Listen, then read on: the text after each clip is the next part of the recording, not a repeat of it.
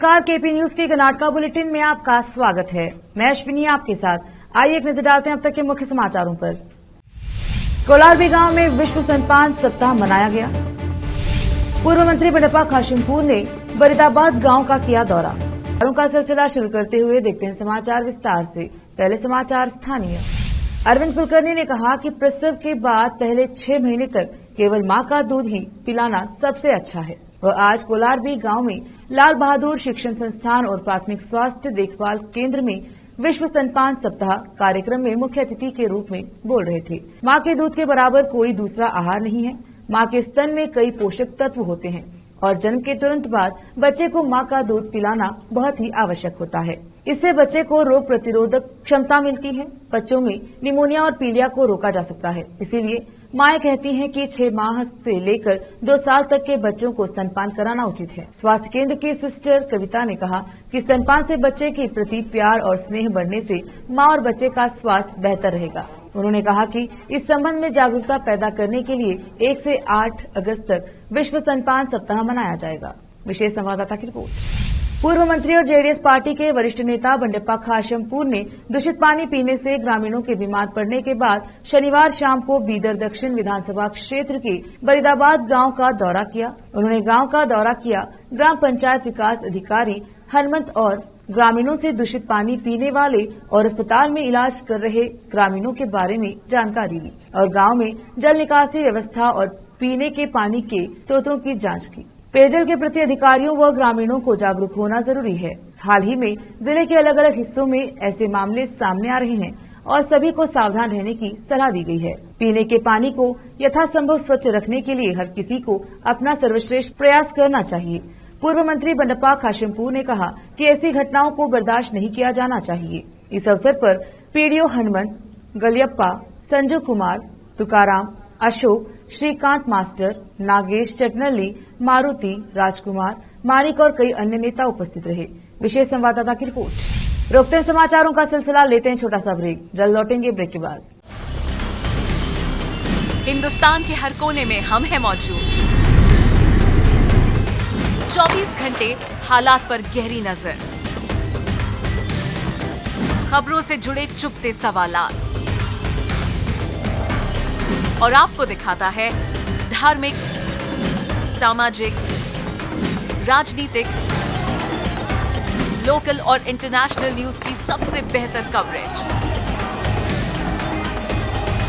जो आपको रखती है हर पल बाखबर।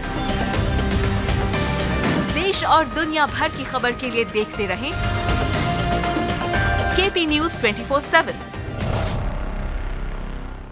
नूर एजुकेशन ट्रस्ट बीदर की ओर से चलाए जाने वाला Noor MEd and BEd college Bidar, recognised by NCTE Delhi and affiliated to Gulbarga University, Gulbarga. Admission are open for the academic year 2022-23.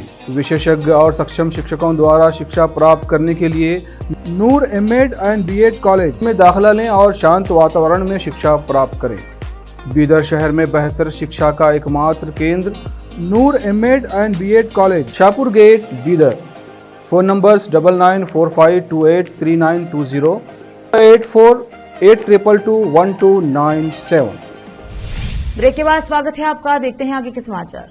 Bharat की राष्ट्रपति द्रौपदी मुर्मू तमिलनाडु में मुदुमलाई टाइगर रिजर्व एनटीआर का दौरा करने के लिए शनिवार दोपहर 2:48 पर मैसूर हवाई अड्डे पर पहुंची। कर्नाटका के राज्यपाल थावरचंद गहलोत, मैसूर जिले के प्रभारी मंत्री डॉक्टर एचसी महादेवप्पा, मैसूर के मेयर शिव कुमार, कर्नाटका सरकार की मुख्य सचिव वंदिता शर्मा, एडीजीपी कानून एवं व्यवस्था के R Hitendra, Mysore DC doctor KV Rajendra और अन्य नेता उनका स्वागत किया। वह हेलीकॉप्टर से एनटीआर में थेप्पाकाडू हाथी शिविर के लिए रवाना हुई। राज्य सरकार सितंबर तक अन्नभाग्य योजना के तहत लाभार्थियों को 5 किलो अतिरिक्त चावल देने के लिए हर संभव प्रयास कर रही है। खाद्य एवं नागरिक आपूर्ति मंत्री के.एच. मुनियप्पा ने शुक्रवार को कहा कि सरकार का इरादा लंबे समय तक चावल के बदले नकदी जारी रखने का नहीं है। यह पत्रकारों से बात करते हुए मुनियप्पा ने कहा कि सरकार इस संबंध में आंध्र प्रदेश और तेलंगाना दोनों से बातचीत कर रही है। दोनों राज्य चावल देने पर सहमत हो गए हैं। हम इसके लिए 34 रुपए प्रति किलोग्राम पर बातचीत कर रहे हैं, जिस कीमत पर हम भारतीय खाद्य निगम से खरीद कर सकते हैं। सरकार ने 10 जुलाई को अन्नभाग्य योजना को फिर से लॉन्च किया। इसके तहत लाभार्थी 10 किलो चावल के लिए पात्र हैं, जिसमें 5 किलो चावल भी शामिल हैं, जिसे केंद्र राष्ट्रीय खाद्य प्रतिभूति अधिनियम NFSA के तहत आवंटित करता है, क्योंकि केंद्र ने खुले बाजार वितरण योजना के तहत राज्य सरकारों द्वारा चावल की खरीद पर रोक लगा दी है। इसीलिए राज्य सरकार ने 5 किलो चावल के स्थान पर नकद क्रेडिट देने का फैसला किया है। केंद्रीय संसदीय कार्य मंत्री प्रहलाद जोशी ने शनिवार को आरोप लगाया कि राज्य की कांग्रेस सरकार अधिकारियों के लिए पदों की नीलामी कर रही है।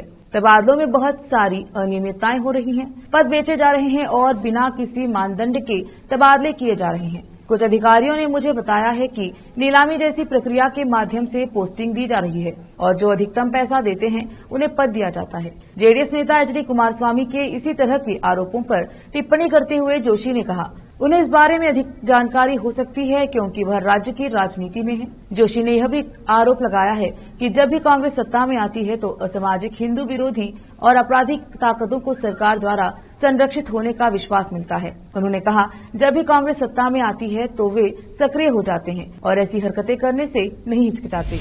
रोकते हैं समाचारों का सिलसिला, लेते हैं छोटा सा ब्रेक, जल्द लौटेंगे ब्रेक के बाद। हिंदुस्तान के हर कोने में हम हैं मौजूद।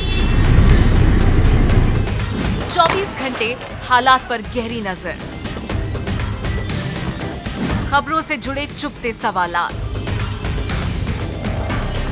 और आपको दिखाता है धार्मिक, सामाजिक, राजनीतिक,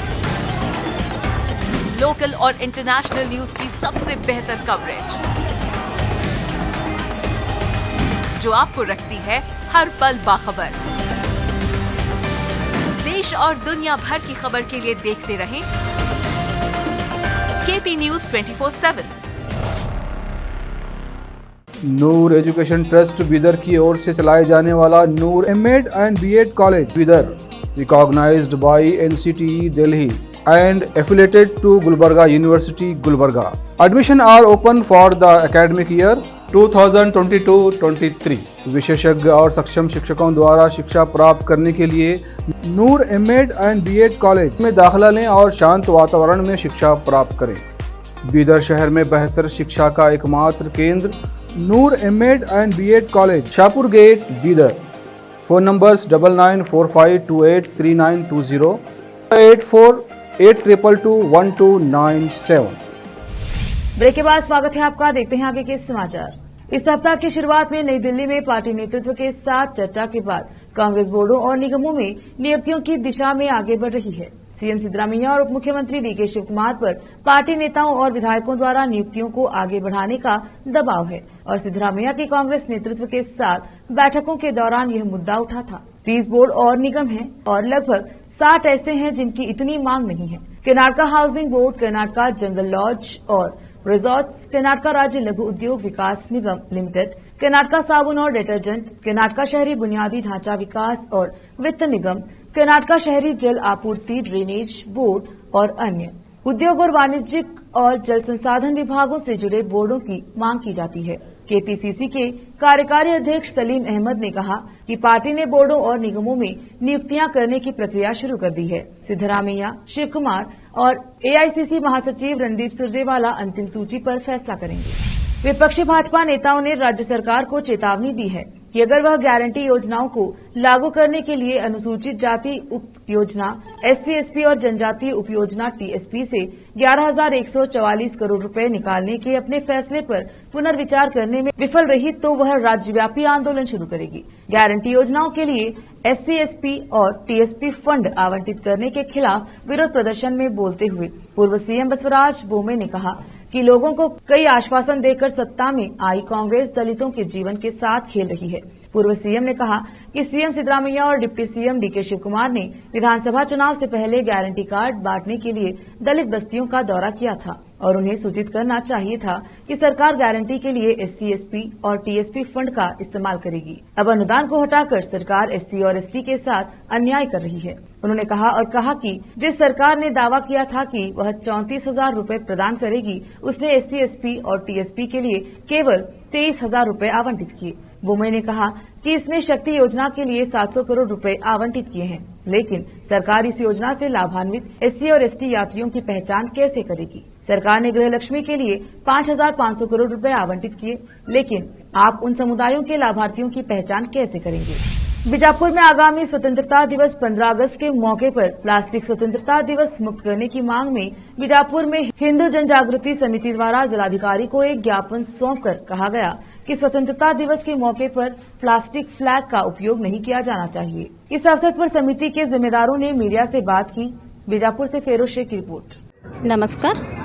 ನಾವು ಇವತ್ತು ಹಿಂದೂ ಜನಜಾಗೃತಿ ಸಮಿತಿ ವತಿಯಿಂದ DC ಆಫೀಸ್ ಮುಂದೆ ಪ್ಲಾಸ್ಟಿಕ್ ರಾಷ್ಟ್ರಧ್ವಜವನ್ನು ಬಳಸುವುದರ ಬಗ್ಗೆ ಮತ್ತು ರಾಷ್ಟ್ರಧ್ವಜದ ಅವಮಾನದ ಬಗ್ಗೆ ಇವತ್ತು ಮನವಿ ಕೊಡಲು ಬಂದಿದ್ದೇವೆ.